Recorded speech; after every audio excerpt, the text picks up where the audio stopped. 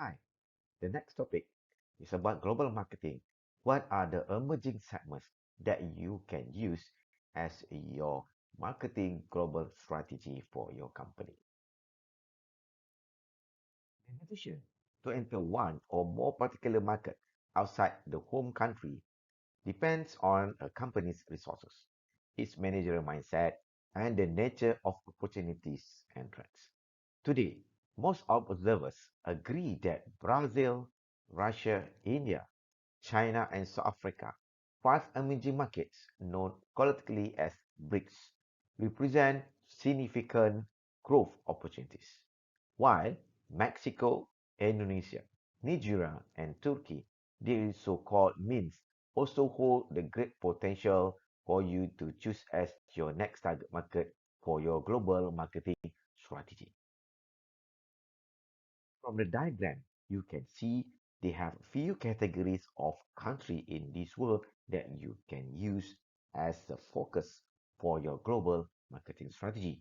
It starts from low income countries, low middle income countries, upper middle income countries, high income countries, and high income countries. However, there are some of mistaken assumptions, especially when we focus on LDC or low developed countries and developer countries. Most of us thought that these countries have a poor and they have no money, but the aggregate buying power of poor communities actually is substantial.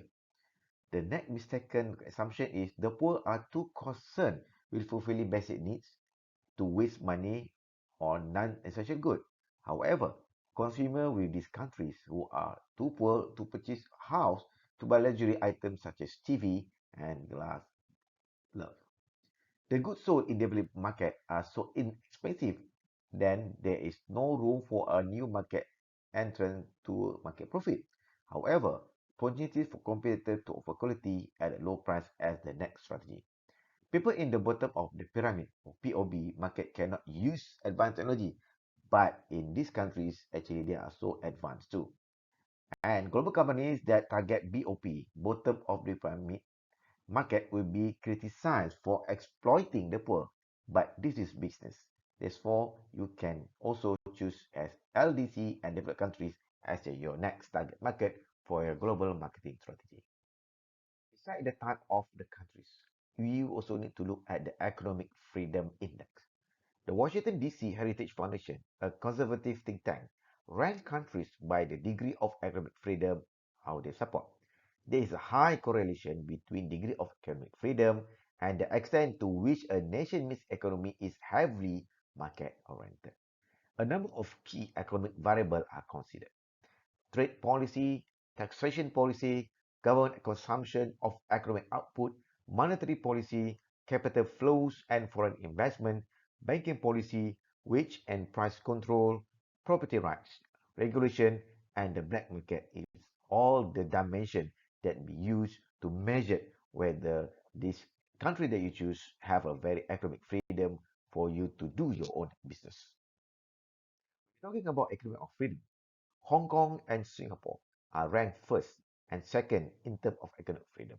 Venezuela, Cuba, and North Korea are ranked lowest. The authoritarian state's capitalism of Singapore deprived the nation's citizens of free speech, a free press, and free assembly. In 1992, the government banned the import, manufacture, and sale of chewing gum because this gum made a mess on public property. Even though gum is now for sale in pharmacy, consumers must register their names and address before making a purchase. Singapore citizens are comfortably provided for by a government that administers paranoid control over press and politics, and they are well housed and fed, but they are not free. These examples show that some aspects of free economic bear little more than a passing resemblance to command style economy system. Besides looking at the economic freedom and also the category of the countries, you also can look from the economic trading block that we have in this global market. We have a few trading blocks here that you can choose. Maybe you can look at the collective countries when you want to enter that particular market for your product instead of you go only one country. So you can also go to select the trading block as the collective countries that you want to pursue your business strategy globally. Marketers must pay close attention to changing demand pattern as well as economic, social, cultural, political, legal, technological, and competitive influence when they are ventured.